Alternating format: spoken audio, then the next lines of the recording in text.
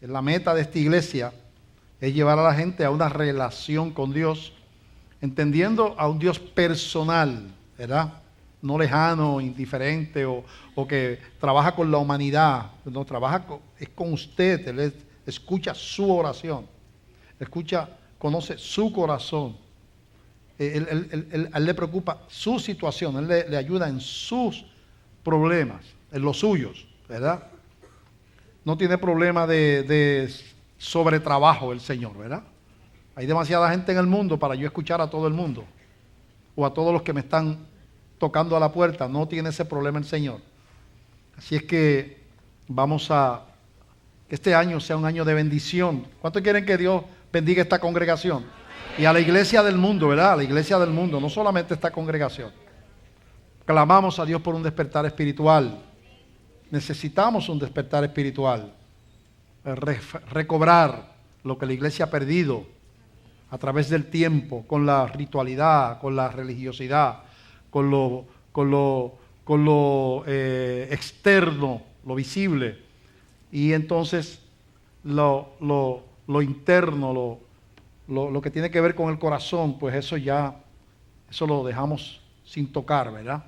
Y queremos volver a la niñez. No estoy hablando de inmadurez, estoy hablando de la niñez, en el sentido que lo dijo Jesús, que hay que ser como un niño. Hay demasiada maldad y nos volvemos somos defensivos con relación inclusive hacia lo que Dios nos ofrece, porque nos han fallado tanto, nos han engañado tanto, hay tanta maldad en el mundo que nos ponemos desconfiados, ¿verdad? Entonces no podemos ser niños, dejarnos caer en los brazos de Dios como un niño confiado, porque no queremos sufrir, porque no queremos que me vuelvan a fallar, ¿verdad? Entonces hemos desarrollado unas murallas que nos rodean, ¿verdad? Defensivas. No podemos quebrantarnos, no podemos llorar delante de Dios, no podemos, nos acostumbramos a aparentar, ¿verdad? Tenemos ganas de llorar, pero no lloro porque no quiero que me vean llorar. No, tengo coraje, pero no lo voy a mostrar, ¿verdad? Estoy enojado. Y así por el estilo. Esa persona no me cae bien, pero voy a aparentar que sí me cae bien. Estoy triste, pero voy a aparentar alegría. Voy a ir a una fiesta, ¿verdad? Aunque estoy sangrando del corazón. Nos convertimos entonces en actores. El mundo es un escenario. La vida es un teatro. Y no nos damos cuenta que hemos perdido la capacidad de ser niños delante de Dios. Y hay que ir a buscar nuestra niñez de nuevo. Nos maltrataron tanto, a veces nos fallaron la gente en la vida, a veces desde niños, que hay que regresar a recobrar la niñez. Y entonces acercarnos al Señor con un corazón sincero, de que se deja caer en los brazos de Dios. Que puede ir a reposar de las luchas de la vida, a contarle al Señor las cosas, inclusive nuestros pecados, sin escondrijos, sin astucia, sin cosas escondidas, sino ahí, este soy yo, Señor, este carácter es así, tengo este problema, ¿verdad? Tengo este hábito malo, mi vida tiene ¿verdad? Trato así a mis seres queridos, tengo esta vida que no te agrada, yo te pido que me ayudes, te pido perdón. Y Dios trabaja con gente sincera. Es más problema nuestra simulación e hipocresía que nuestro mismo pecado. Porque un pecado confesado con un corazón quebrantado, siempre Dios lo escucha. Pero a un hipócrita religioso, ni caso le hace el Señor. Mira qué cosa. A uno que no sale de la iglesia, pero que es hipócrita, que que todo tiene fachada, ¿verdad? Pero que no se desnuda delante de Dios. Dios, esa gente llevó a Cristo a la cruz. Esa gente así. Gente religiosa. Pues Dios quiere que recobremos esa niñez. Ese no era el mensaje viene ahora. Vamos a buscar en Filipenses capítulo 3, versos del 3 al 10. El título del mensaje: Esperanza en la carne, en las cosas terrenales, en las cosas que tienen que ver con nuestra vida del mundo, ¿verdad? Le llamamos la carne, ¿verdad? Las cosas que tienen que ver con las luchas, nuestros instintos, nuestros sentimientos, nuestra vida cotidiana, nuestras relaciones humanas, toda esa mezcla de experiencias que aquí le está llamando la carne: conquistas terrenales, logros, ambiciones, ¿verdad? Patrones de conducta, todo eso mezclado, influencia del mundo sobre nosotros, todo eso le está llamando la carne, ¿verdad? El prestigio y las cosas que tienen que ver con este mundo, ¿verdad? Y el apóstol Pablo escribe, hablando de él mismo, que era un hombre, que era un líder religioso, de una familia distinguida, aparentemente, porque muy pocos hebreos tenían doble ciudadanía, y él era ciudadano hebreo y ciudadano romano.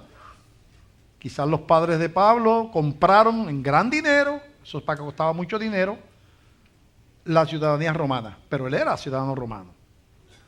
Un erudito bíblico, un hombre muy respetado en los círculos de los fariseos, que era la gente más consagrada y más recta, ¿verdad? Más legalista de todo aquel ambiente religioso judío.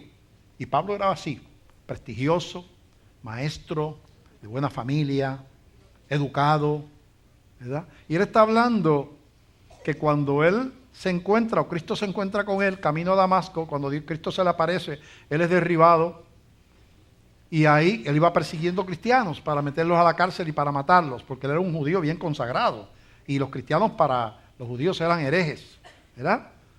Y en ese camino, persiguiendo cristianos, Cristo lo derriba al piso, y entonces le dice: Saulo, Saulo, ¿por qué me persigues? Dura cosa te dar coces, patadas contra el aguijón. El aguijón es la punta del arado que se entierra en la tierra. Eso era de metal o de madera afilada, pero metal, ya para ese tiempo había metal. Era para romper la tierra, y de vez en cuando un buey le daba por patear, ¿verdad? De esos bueyes que eran medio rebeldes, ¿verdad? Le daba por patear, y entonces se lastimaba él, porque estaba pateando el aguijón. El que salía perdiendo era el buey. Le estaba dando patadas a la punta de metal. Y Pablo le dice, y Cristo le dice a Pablo: Pablo, estás luchando contra mí, Pablo. Te estás lastimando. A mí no me lastimas. Dura cosa te es dar patadas contra el aguijón. Ahí Pablo se convierte al Señor. E inmediatamente se convierte en un enemigo del pueblo hebreo. De perseguidor pasa a ser perseguido. Golpizas de dejarlo por muerto. Lo abandonaron porque dijeron: lo matamos. Lo tiran por encima de un muro y cae allá, ¡pum!, muerto, pero no estaba muerto. Tiene una experiencia que él va, quizás en ese momento, no dice cuándo fue, él es llevado a la presencia de Dios y regresa, y Dios le enseña, le muestra un montón de cosas. Regresa como el apóstol Pablo, pero eso le costó. Y él está hablando aquí lo que le tuvo que dejar atrás. Estamos leyendo ahora lo que Pablo dice, que lo que era bien grande para él, ahora lo perdió, pero no le importaba. Vamos a leer Romanos 3, del 3 al 10. Digo, Filipenses 3. Dice: porque nosotros somos la circuncisión, los que en espíritu servimos a Dios y nos gloriamos en Cristo Jesús, no teniendo confianza en la carne, en ese pedigrí, en esa herencia de prestigio y de cosas. Aunque yo tengo también de qué confiar en la carne. Si alguno piensa que tiene de qué confiar en la carne, yo más. Si alguien tiene una posición social grande, ese era yo. Yo era uno de esos. Circuncidado al 8º día, quiere decir que cumplidor de la ley, del linaje de Israel, de la tribu de Benjamín, hebreo de hebreos, en cuanto a la ley, fariseo, de los más rectos que había, los más religiosos. En cuanto a celo, perseguidor de la iglesia. En cuanto a la justicia, que es la ley irreprensible, nadie podía decir nada de Pablo. Un hombre que no salía del templo, un hombre religioso, un hombre respetado por todo el mundo, dice. Pero cuantas cosas eran para mí ganancia, las he estimado como pérdida por amor de Cristo. Y ciertamente aún estimo todas las cosas como pérdida por la excelencia del conocimiento de Cristo Jesús, mi Señor, por amor del cual lo he perdido todo y lo tengo por basura para ganar a Cristo. Todo aquello se fue por el agujero. Ya no lo querían, ya no lo respetaban, ahora lo odiaban, ya no tenía la posición dentro del pueblo, ahora era un perseguido, era un rechazado social. Dice, pero no me importa, lo tengo por basura. Todo ese prestigio social lo tengo por basura. Porque yo he encontrado el gran tesoro que es Jesucristo en mi vida y ahí, en ese yo estoy completo. Ahí que no importa lo que, ¿verdad? Lo que pierda. Para ganar a Cristo y ser hallado en Él, no teniendo mi propia justicia que es por la ley, sino la que es por la fe de Cristo, la justicia que es de Dios por la fe, a fin de que de conocerle y el poder de su resurrección y la participación de sus padecimientos, llegando a ser semejante a Él en su muerte. Padre, te damos gracias por esta palabra. Llévanos de la mano, tómanos de la mano, Señor. Queremos entender la intención del Espíritu para este día. Habla al corazón del que te conoce para madurar y acercarnos a ti cada día más. Y Señor, habla al corazón del que busca de ti, Señor, para que le muestre, Señor, el camino que le mostraste a Pablo, Padre. En el nombre de Jesús ponemos en las manos tuyas, Señor, esta palabra. Gracias, Señor. Amén. Amén.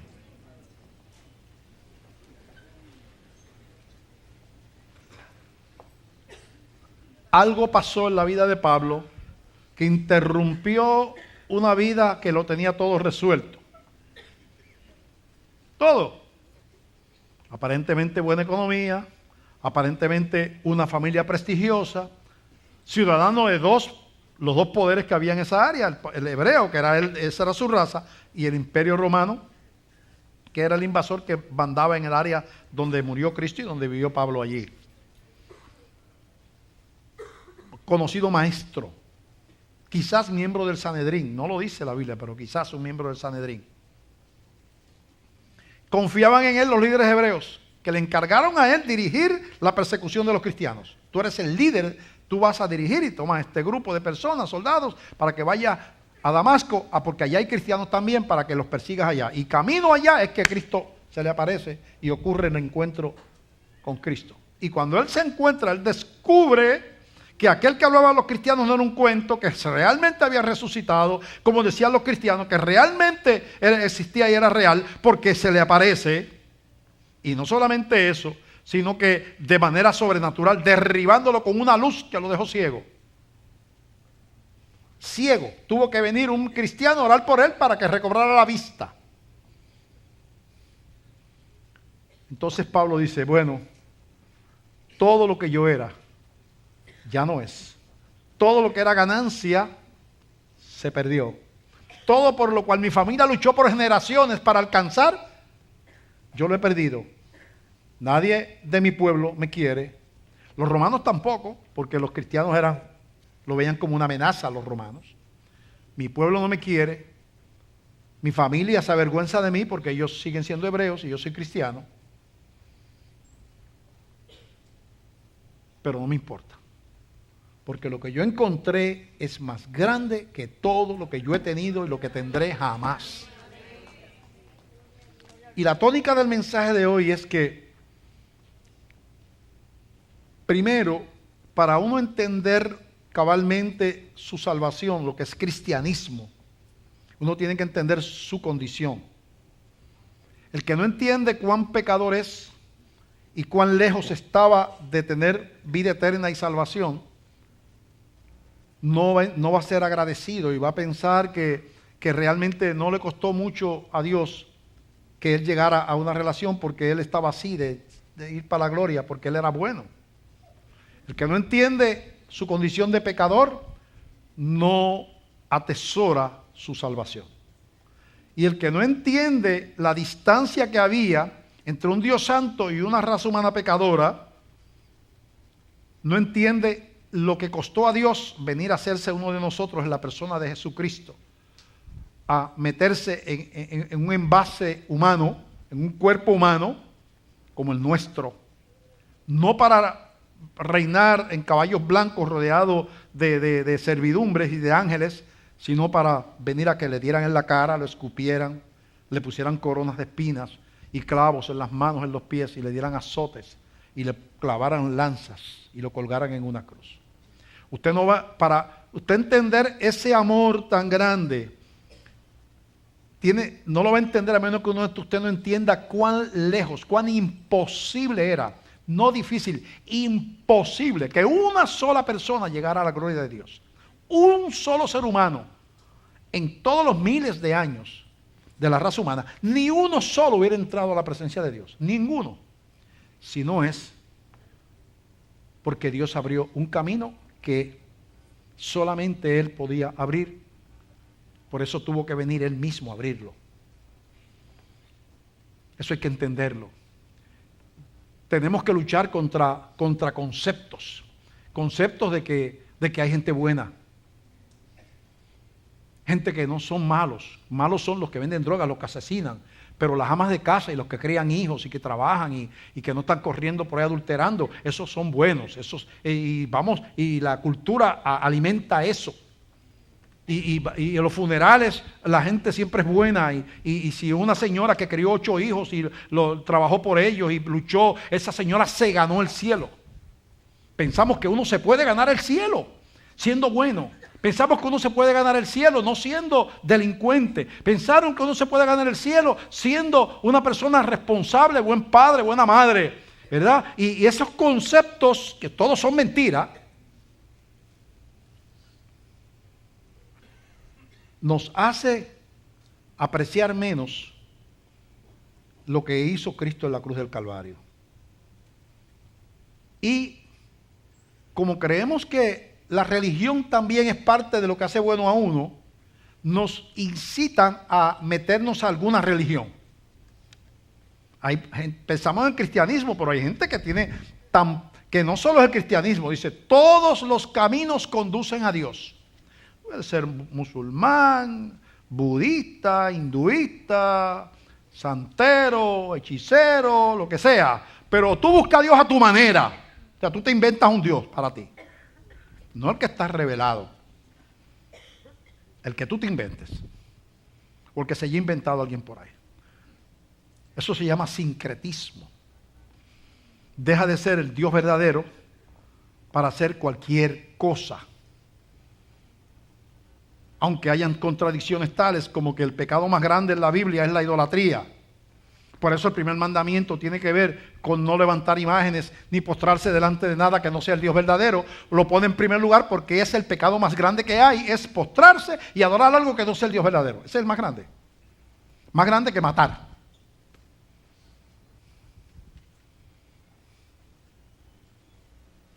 Pero en ese concepto, no importa que los hinduistas tengan 10,000 dioses o 20,000, que tienen un montón. No importa, porque ellos buscan a Dios a su manera. Y ahora tú oyes la gente hablando de los karmas y los auras y los karmas y las cosas, que todo eso viene del hinduismo. ¿Verdad? Entonces, es importante entender lo que somos en Cristo, que es un cristiano, que es ser cristiano. Eso yo lo tengo que definir. ¿Cómo uno llega a ser cristiano? ¿Por qué a gente imperfecta se le llama cristiana? Y somos imperfectos los cristianos, ciertamente que somos imperfectos, pero ¿por qué una persona imperfecta es llamado cristiano? Y uno que es un tremendo ciudadano no es llamado cristiano si no se convierte a Cristo, según la Biblia. ¿Por qué la prostituta se convierte y le da el corazón a Cristo con sinceridad y es cristiana, nacida de nuevo? Y si se muere, se va para la gloria. Y la señora, madre ejemplar del pueblo del año, que le da el trofeo madre ejemplar, si no se convierte a Cristo, se va al infierno. Eso es difícil de entender. ¿Difícil? Porque tú dices, pero la que se debe ir para el cielo es la madre ejemplar del año, no la prostituta. Pero es que la Biblia dice que Cristo dijo, Yo soy el camino, la verdad y la vida. Nadie viene al Padre si no es por mí. No hay otro camino. Pablo dijo, porque no hay otro nombre bajo el cielo dado a los hombres en el cual podamos ser salvos. Solamente el nombre de Cristo. Eso es un principio básico, esencial. No hay caminos alternos. Te tienes que confrontar con Cristo y tienes que reconocer tu pecado. Algunas cosas porque la gente no entiende esto. O quienes no lo entienden. Primero, el bueno. Bueno, entre comillas, porque la Biblia dice que bueno no es nadie. Pero por lo menos los que se creen buenos. Porque categorizan los pecados. Por ejemplo, no incluyen en los pecados los de pensamiento. Y la Biblia dice que los pecados de pensamiento son pecados también. La Biblia dice que si se viola la ley de Dios, en un punto uno se hace culpable de toda la ley. Quiere decir que es lo mismo mentir que matar a una persona en cuanto a salvación. Decir una mentira es lo mismo que asesinar a una persona. No vas a la gloria por esto y no vas a la gloria por esto tampoco. Desear a la mujer del prójimo es igual que matar a un niño. Estoy poniendo bien extremo. ¿Sabe por qué? Porque yo quiero hoy quitar conceptos de que hay gente buena. Todos somos pecadores. Es un concepto bíblico claramente revelado en la Escritura. Claramente, todos somos pecadores. No lo digo yo, lo dice la Biblia.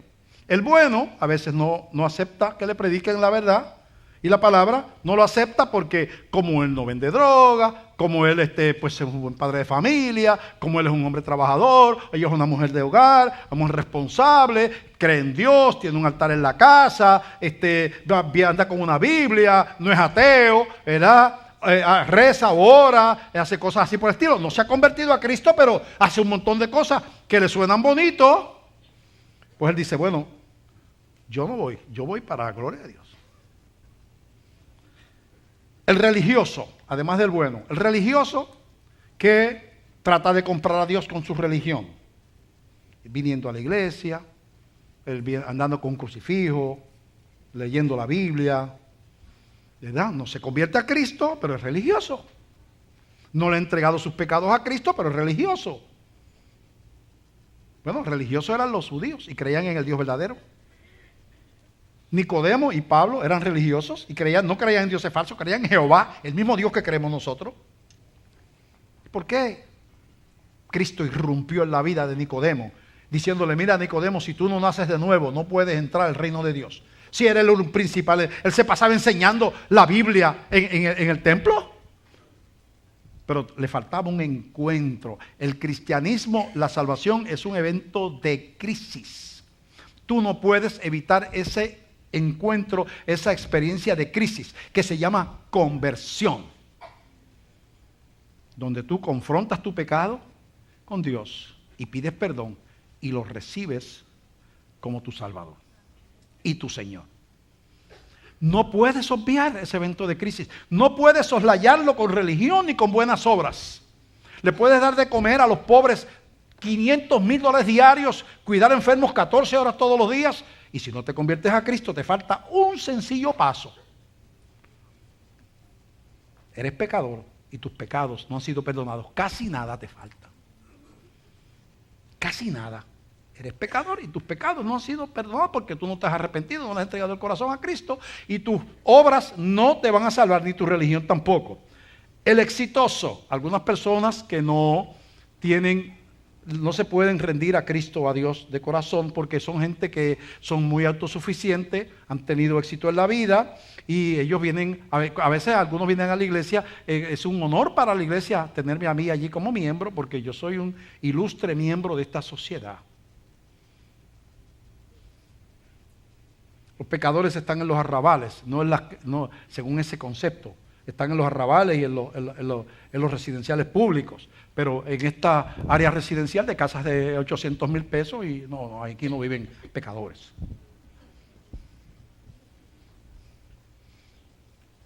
Y no se pueden quebrantar. Que es necesario en ese proceso reconocer lo que somos. Pecadores. Está también el sacrificado.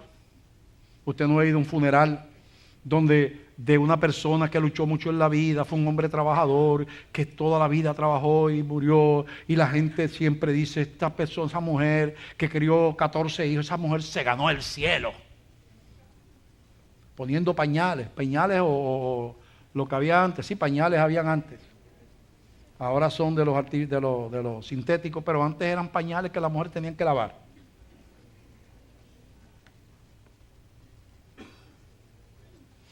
Mi esposa sabe lo que es criar muchachos lavando pañales. Las mujeres de hoy no lavan pañales. ¿Verdad que no? ¿Cuántas mujeres de hoy, madres, quieren lavar pañales? Levanten la mano. Mira, nadie levanta mano. ¿Cuántas de las de antes hubieran querido tener pañales y no tener que lavarlo? Levanten la mano.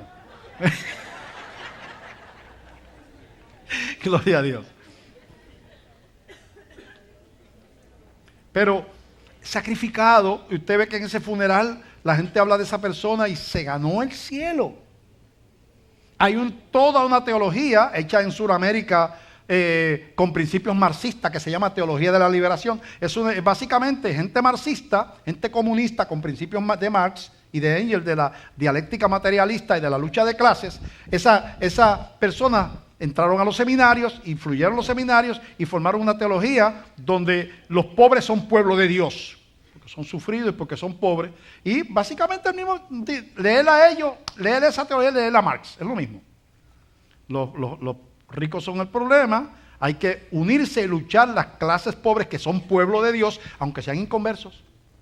Son pueblo de Dios para derribar a los que causan los problemas, que son los que están arriba, y entonces no es el evangelio de Jesucristo, que todos somos pecadores. Los pecadores son el pecado. Hay un solo pecado en el mundo, que es el poder económico que tienen los explotadores que están arriba. El único pecado que hay es ese.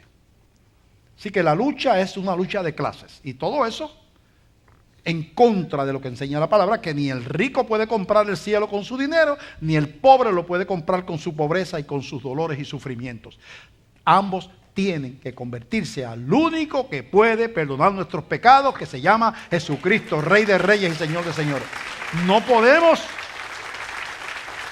Son esas iglesias vacías de gente y vacías de experiencias.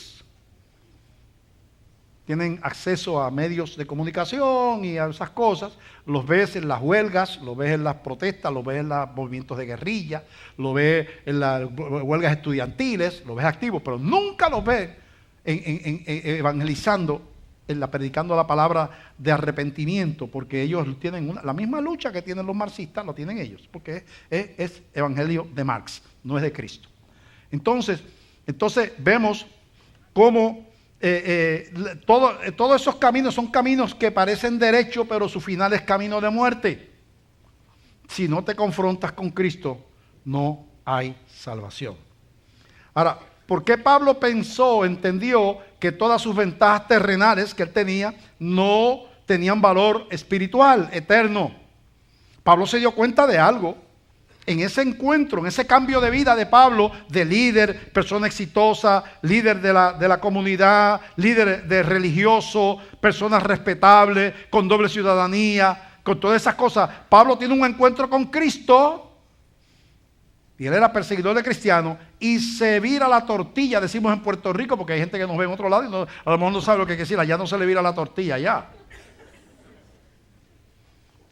Cambia todo. Y Pablo está diciendo, ¿saben qué? Yo tenía una posición privilegiada como judío, como ciudadano, como maestro, como respetado. Pero me encontré con Cristo. Y ahora los que antes me alababan y me exaltaban, los que antes me admiraban y me reconocían, los que antes me felicitaban por mi consolación, porque dice que era irreprensible, que decir que nadie lo podía reprender. Testimonio intachable. Hasta eso tenía Pablo por basura, porque no estaba fundado en Cristo ese testimonio. Lo perdí todo, dice Pablo. pero yo lo tengo por basura. Con tal de ganar a Cristo. Lo que yo tengo es más grande que todo lo que yo tenía. Esa revelación de lo que usted tiene y lo que usted tenía, lo que el mundo le da o le dio, y lo que es Cristo, lo que es una relación con Cristo, que no es cuestión de los próximos 10, 20, 40, 50 años, o sea, es eterno, es sublime, es glorioso, es ser hijo de Dios, es que estar con Él, es que el Espíritu Santo camine conmigo todos los días por la vida porque mora en mí, es saber que al final del camino yo le veré cara a cara, es saber que Él fue a preparar una morada para nosotros los hijos de Dios. Es saber que Él nos amó tanto, que dio su vida por usted y por mí, que le hemos entregado la vida a Él. Eso hay que entenderlo. El cristianismo es maduro cuando es lo que Él es, su grandeza, su poder, su eternidad, sus designios, su autoridad. Cuando usted pone el cristianismo en lo que yo recibo, es que es aquí en la tierra, que Dios me dé trabajito, que Dios me dé, me cure, me sane de la enfermedad, que Dios me cuide al hijo, que Dios me dé una buena casita, que Dios me dé un buen empleo. O sea, usted pone a Dios a su servicio, pero usted no se da cuenta de quién es Él. Usted no aprecia, usted aprecia lo que Dios le da aquí, pero no se da cuenta de lo que usted tiene allá, ni lo que tiene como posición usted. Entonces es un malagradecido, que cuando no le dan las cosas, deja de alabar a Dios y deja de venir a la iglesia. Porque usted viene por los panes y los peces. Y no se da cuenta que lo que usted ha recibido es suficientemente grande para que todo lo que usted tiene lo tenga por basura comparado con lo que usted ha recibido.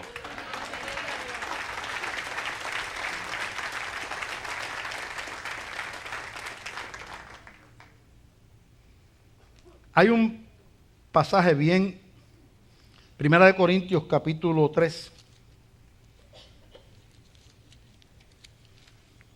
del verso 10 en adelante. 1 Corintios 3:10, donde habla de lo que perdura. El apóstol Pablo está haciendo un análisis de que nosotros como cristianos hay dos juicios para los cristianos. No hay condenación para los que están en Cristo Jesús, ese es el juicio de salvación. Si usted le entregó su vida a Cristo de corazón y se arrepintió de sus pecados, usted pasó de muerte a vida y esa vida es eterna. No hay. Puede haber disciplina. Y Dios, la mano de Dios pesa. Cuando uno es cristiano, es salvo y uno decide vivir escandalosamente, de seguro que le va a ir mal la vida y va a tener muchos problemas. Porque Dios al que ama, disciplina, dice la Biblia. Pero usted es un hijo rebelde que está siendo disciplinado, pero es un hijo. Pero hay también galardones. Los galardones no tienen nada que ver con la salvación, tiene que ver con la manera en que usted administró su vida desde el momento que se convirtió en adelante como hijo de Dios. A usted se le entrega una porción de vida en la tierra que varía del tiempo que usted va a vivir y del tiempo que se convirtió, a la edad que se convirtió y que se convierte cuando es un anciano. Y no le queda mucho tiempo de cristiano. Hay quien se convierte hasta su lecho de muerte, como el ladrón de la cruz. Pero hay quien se convierte a los niños y tiene por delante 60, 70 años más de cristiano. Bueno, a usted se le da un tiempo, si usted se convierte de verdad, Dios le entrega a usted un ministerio y un llamado a ser testigo. Usted representa un reino, usted es un embajador en la tierra y usted, todo lo que usted recibe y todo lo que usted hace, tiene una relación con su posición de hijo de Dios. Usted no puede ser patrono como los demás, porque los patronos cristianos no son iguales que los patrones inconversos, porque el inconverso es patrono para hacer dinero y no le importa nada la gloria de Dios. El cristiano está bajo la autoridad de Dios y tiene que glorificar a Dios con su posición en la tierra. Usted es empleado cristiano, usted no es igual que los empleados no cristianos. El empleado no cristiano se esconde, se lleva una cosa que por allá, que dejaron mal puesta, a lo mejor, ¿verdad? No todos hacen eso, pero algunos. Se hace el enfermo y no está enfermo. Si no están mirando, se acuesta a dormir en una caja en el almacén. Pero el empleado cristiano, como tiene que dar cuenta y representa un reino, es un cristiano diferente a como es el cristiano no cristiano. Y así por el estilo. El marido cristiano es esposo y eso, pero tiene otra situación particular que no tiene el otro. Él es mensajero de Cristo y su tarea es preguntarse, yo glorifico a Dios como esposo, como padre, en la manera que yo crío a mis hijos, el ejemplo que les doy, como yo trato a mi esposa. Y así por el estilo, la esposa cristiana no es cualquier esposa, es una esposa que glorifica a Dios con lo que hace, los recursos que usted recibe. El que no es cristiano recibió el dinero, hago con él lo que me dé la gana, si lo quiero lo uso para lo que lo uso, no lo uso, a mí no me importa el reino, no me importa si se predica el evangelio o no se predica, no me predica si la iglesia tiene recursos o no tiene, si se gana las almas o no se gana, esto es mi dinero, yo trabajé y es mío. El que recibe un salario y es cristiano, parte de la premisa que todo lo que tiene lo ha recibido de Dios y que tiene un llamado de glorificar a Dios con sus bienes. Y ve entonces su salario de una manera diferente. De tal manera que llega el extremo, llega al extremo de que hay un verso ahí en Primera de Corintios, yo creo que es el capítulo 10, que habla hasta de la comida. Yo no sé dónde está, pero está por aquí.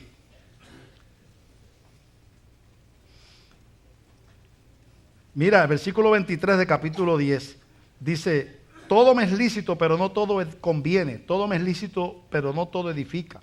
Ninguno busque su propio bien, sino el bien del otro, ¿verdad? Y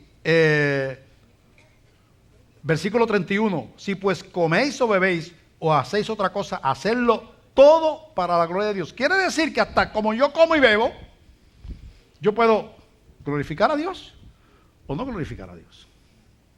Que yo como, que yo bebo, cómo yo como, qué cantidad como yo como y el que está al lado no tiene que comer, cómo no me importa si el otro tiene o no tiene, en todo. Entonces, la vida cristiana, en este pasaje que vamos a leer ahora, que es toda esta introducción para hablar de 1 Corintios capítulo 3, del verso 10 en adelante, tú te das cuenta que el apóstol Pablo habla de que al final del tiempo, cuando lleguemos a la presencia de Dios, va a haber un juicio donde nuestras obras van a ser probadas. Y las obras que no estén fundadas sobre Cristo se van a quemar. Quiere decir, es como si no lo hubieras hecho. Y solamente van a contar, no estamos hablando de salvación, sino galardones. Recuerda, galardones. Solamente van a sobrar lo que tú has hecho para la gloria de Dios. Has edificado con un corazón correcto que quiere glorificar a Dios en lo que hace. Vamos a ver si lo que estoy diciendo es verdad. 3:10, dice así, conforme a la gracia de Dios que me ha sido dada, yo como perito arquitecto puse el fundamento y otro edifica encima. Pero cada uno mire cómo sobreedifica, porque nadie puede poner otro fundamento que el que está puesto, el cual es Jesucristo. Nadie puede poner otro fundamento. Y si sobre este fundamento, o sea, sobre Jesucristo, alguno edificare oro, plata, piedras preciosas, madera, heno o hojarasca, la obra de cada uno se hará manifiesta, porque el día la declarará, pues por el fuego será revelada, y la obra de cada uno, cual sea, el fuego la probará. Si tú te das cuenta, el versículo 12 habla de materiales que se queman y materiales que no se queman. Estoy usando un ejemplo de nuestras obras. Las obras que son fundadas sobre Cristo son como oro, plata y piedras preciosas y no se queman. Las obras que están fundadas sobre el egoísmo humano y la carnalidad humana son madera, heno u hojarasca y eso se quema. Quiere decir que va a haber obras que van a perdurar y obras que van a desaparecer. Un ejemplo, ¿verdad? Yo soy pastor ahora en el 2015 por 39 años, ¿verdad? Pero si yo fui pastor, yo dije en algún momento, hace 39 años atrás, no voy a meter a pastor porque yo creo que ahí se gana dinero. Yo voy a ver si yo hago una vida ahí. Yo tengo, ¿verdad? Yo voy a ver si yo logro hacer riqueza y prosperar ahí y tener prosperidad. Y esa es mi razón de meterme a pastor. Es una razón económica, ¿verdad? Pues, y yo estiré la pata como todo el mundo en algún momento y voy a la presencia del Señor. No es que no sea cristiano, pero al evaluarme las obras, vamos a echarlas al fuego, dice el Señor. Cuando echan al fuego mis 39 años, 40, 45, lo que sea, dice... Y yo, Señor, ¿qué pasó? Dice, aquí en el cielo no aparece 39, 40, 45 años de pastorado. Pero Señor, si yo fui pastor, tú sabes todo, si yo lo sé. Pero como no estaba edificado sobre Cristo, se quemó. Si yo toco ahí, yo toco el piano y lo que busco es la gloria de los hombres, mi música no cuenta como un galardón. Si yo doy clase bíblica y lo hago por reconocimiento y orgullo y no para servir al Señor, mis clases bíblicas no cuentan como galardón. Entonces, lo que estamos hablando es de que el cristianismo simple es puro, sencillo, humilde, manso. Habla la Biblia, bienaventurados los pobres de espíritu. O sea, es esa falta de gloria propia que tiene que producirse en nosotros, ese descubrir de la gloria de Él, descubrir nuestra condición de pecadores y descubrir cuánto es realmente el pago, el costo de que yo me llame hijo de Dios. Su salvación. Usted estaba allí cuando usted estaba representado cuando estaban crucificando a Cristo. Usted y yo crucificamos a Cristo. Y dice, no, pastor, yo no estaba allí. Eso hace 2000 años. No. Usted y yo, toda la raza humana estaba allí. Pero es que yo no soy romano ni judío. La raza humana estaba allí. No era por aquel grupito que lo estaba matando. Él estaba muriendo por culpa suya. Eran sus pecados también. Y los míos.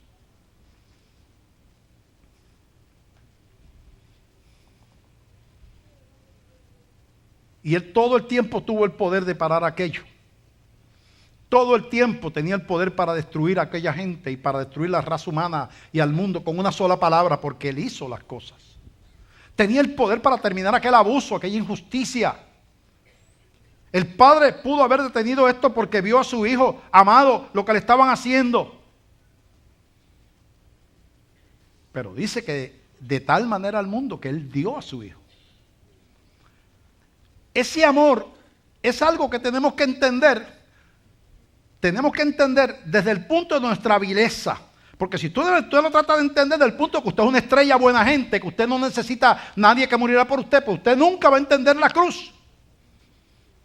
Si usted entiende que usted más o menos ya casi tenía la gloria ahí al lado, porque usted es bastante bueno, no es como los demás, usted nunca va a entender la cruz. Eso pensaba Pablo antes de encontrarse con Jesús camino a Damasco.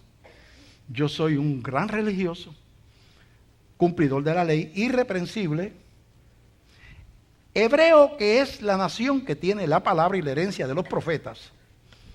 Así que eso pensaba Nicodemo, aquel principal entre los judíos, que fue a Jesucristo de noche. Y Jesús le dijo, Nicodemo, si no naces de nuevo, no puedes entrar al reino de Dios. Tu religión no te sirve, tus buenas obras tampoco, tu historia familiar menos. Nada que no sea la sangre de mi Hijo Jesucristo. Es lo único que no puede pasar de muerte a vida.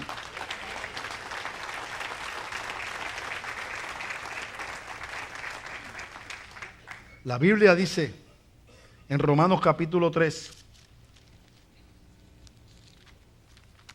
Romanos capítulo 3, verso del 9 al 18, hablando de la condición del ser humano. Dice Romanos 3:9, ¿qué pues? ¿Somos nosotros mejores que ellos? Está hablando de judíos y gentiles, los judíos y los que no son. En ninguna manera, pues ya hemos acusado a judíos y a gentiles que todos están bajo pecado, como está escrito, no hay justo ni aun uno, no hay quien entienda, no hay quien busque a Dios. Todos se desviaron a una, se hicieron inútiles. No hay quien haga lo bueno, no hay ni siquiera uno. Y ahí mismo en el verso 21 al 26 dice, pero ahora aparte de la ley, mira que por la ley no se pudo llegar a la gloria.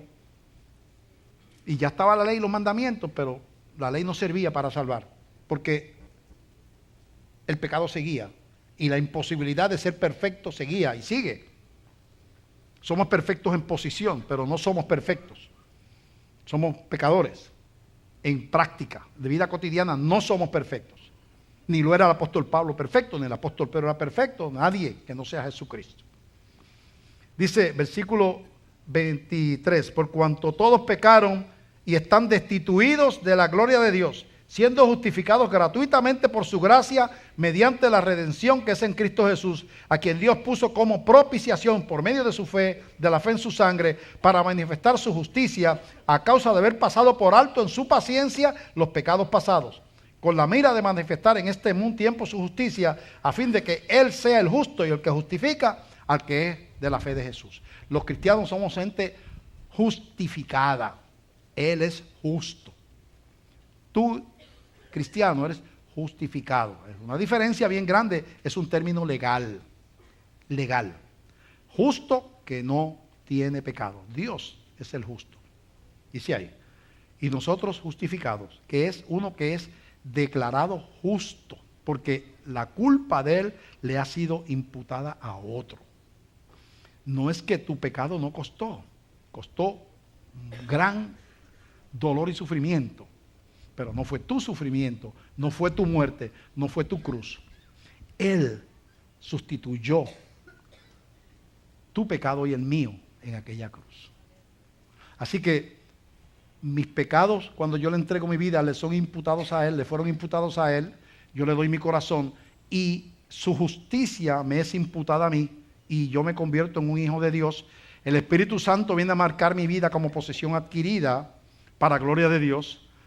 De ahí en adelante, los cristianos tenemos que seguir confesando pecados, pero ya estamos cubiertos, tenemos un sacerdote que nos cubre. Le confesamos los pecados a Cristo, pero en posición somos perfectos. En la práctica confesamos pecados, pero nuestra posición de hijo de Dios queda intocada, incambiada. Eso se llama justificación. Eso se llama gracia.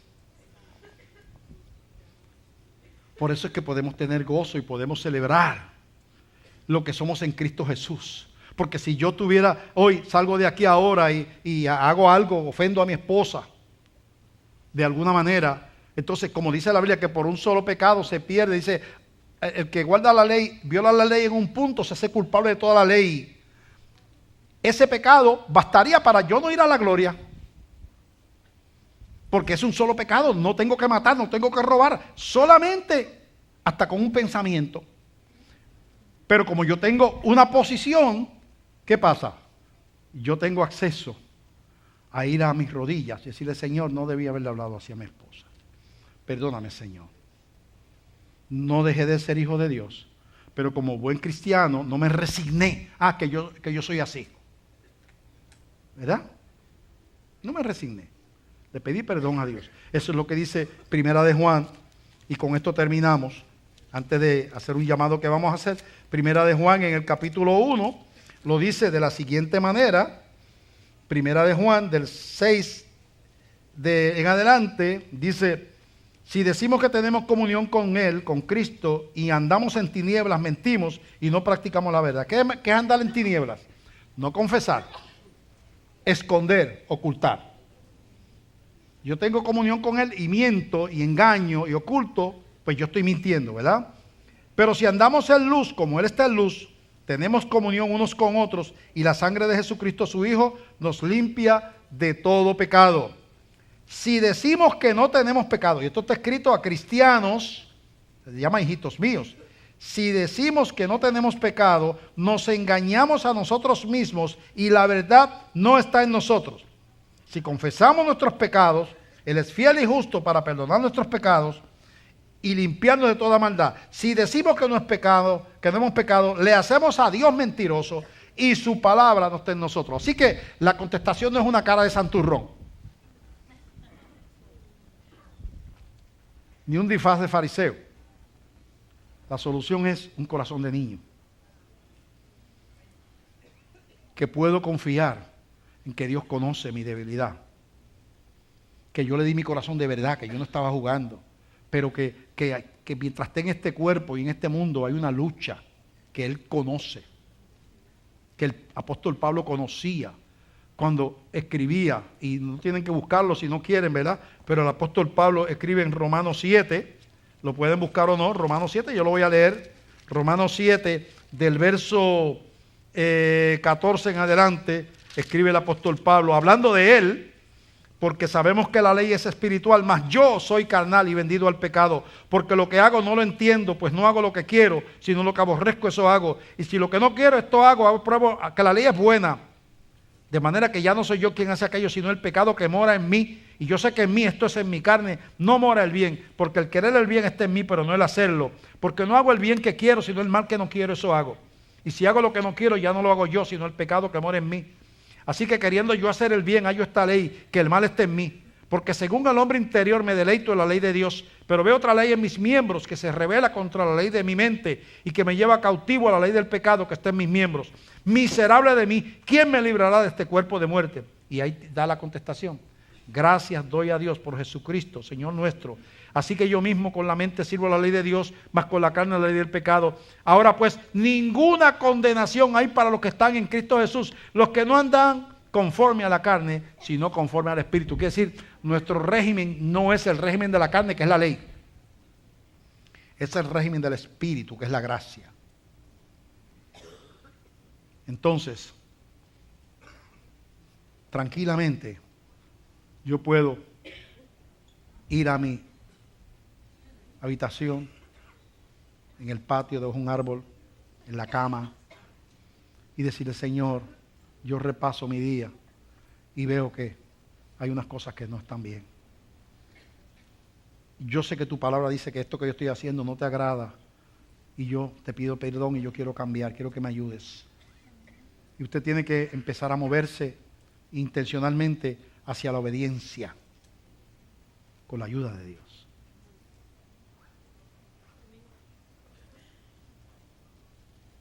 Y entendiendo lo glorioso que es el haber sido lavado con la sangre de Cristo. Que usted tiene un nombre nuevo, su nombre fue escrito en el libro de la vida para siempre. Sus pecados fueron perdonados. Y ahora usted puede, como dice aquí, como buen hijo, en Primera de Juan, usted tiene una relación viva. No hipócrita, no religiosa, no de teatro, vivo. Usted sabe que Dios le ama. Y usted le habla y le dice, que le cuenta todo. Qué bueno es ser un hijo de Dios. No sé si hay alguna persona que no le ha entregado su vida a Cristo. Pero si hay una persona que no le ha entregado su vida a Cristo, yo le pido que allí donde está, usted quiere tomar esa decisión, reconocer la verdad de que todos somos pecadores y invitar a Jesús a venir a su corazón. Yo le pido que usted, venciendo todo orgullo, toda timidez, todo lo que pueda hasta el enemigo poner en su mente para que usted no dé ese paso, el Espíritu le ayude a usted reconocer a Cristo como su Señor y su Salvador, y lo haga levantando su mano allí donde está. Hay alguna persona que allí donde está levanta su mano y dice, pastor, yo le quiero entregar mi vida a Cristo en este día. Por allá veo, caballero, Dios le bendiga. ¿Quién salva? A su nombre. Alguien más allí donde está, con su mano, le dice al Señor, Señor, ven a mi corazón, ven a mi vida, salva mi alma. Yo no voy a tapar el cielo con la mano. La realidad es que el pastor tiene razón, somos pecadores, yo soy pecador también. Y yo sé que necesito a alguien que tenga el poder para limpiarme de pecados y yo no lo puedo hacer yo mismo. Alguien fue enviado para eso. Yo me entrego a ese Jesucristo, Señor de mi vida. Le doy mi corazón en este día, públicamente como manda la Escritura. ¿Hay alguien más que levanta su mano allí donde está? ¿Alguien más? Hoy le dice al Señor, Señor, ven a mi corazón, salva mi alma, ven a mi vida. Hoy te entrego mi corazón. Aquí está, Señor, mi vida. Voy a terminar, un llamado más. No resistas este llamado. No resistas. Si tú crees que Dios te ha hablado, Dios te está llamando, reconoce la realidad de tu condición y entrégale tu vida a Cristo. ¿Hay alguien que tome esa decisión en este momento?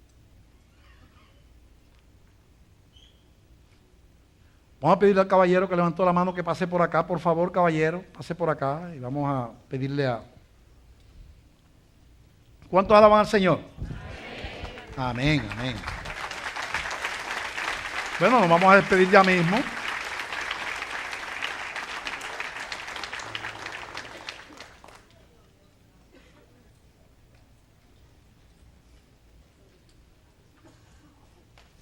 Estoy emocionado porque pasado mañana cumplo 53 años de casado.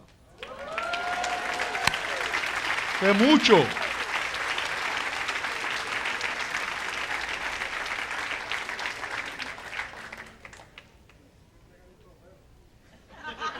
¿Verdad que me merezco un trofeo? ¿Quién dijo eso? ¿A ella? Ah, pero dice que ella. Bueno, si fueron aquellos años de que ella vivió conmigo, el trofeo tiene que ser por lo menos el tamaño de la Estatua de la Libertad, por lo menos. Porque qué mucho que hacer le di a esa pobre mujer bendita. Pero gracias a Dios que eso se acabó. Vamos a ponernos de pie y vamos a despedirnos. Padre, te damos gracias por la palabra y gracias por este día. Gracias por esta vida que hoy entrega su corazón a ti. Llévanos con tu paz y tu bendición a nuestros hogares. Con la bendición del Padre, del Hijo y del Espíritu Santo. Amén. Que la paz de Dios sea con ustedes. Dios les bendiga.